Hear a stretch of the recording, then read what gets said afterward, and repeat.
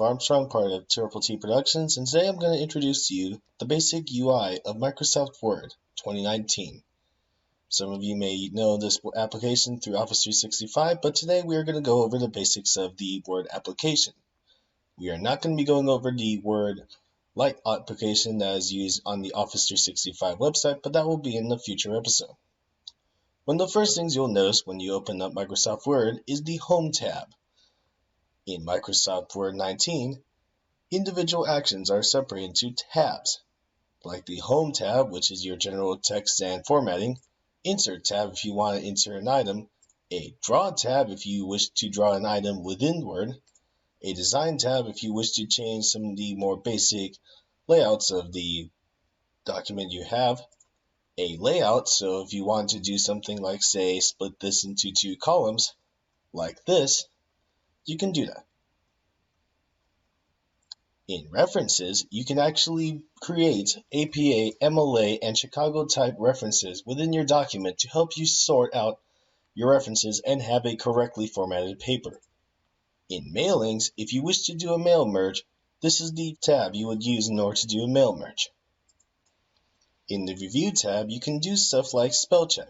As you can see, the Microsoft Word autocorrect dictionary does not know the word wakana.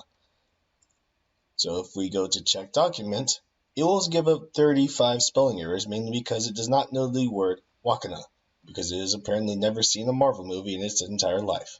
So if we were to go to spelling, we can actually add wakana to the dictionary of Microsoft Word and your Office suite itself. Note that Microsoft Word thinks wakana and wakanas is 2 separate words. You will have to know this because otherwise Microsoft will not know any better. Granted, some names are just simply not in the database. They may be spelled correctly, however, because of the way they are spelled and the fact they are not common names, they will not be listed within Microsoft Office's autocorrect dictionary and will thus be considered incorrect unless you say otherwise. In the View tab, you can change the view of your entire window, and you can do special moves, like say the focus window, if you want to read this in a pseudo night mode.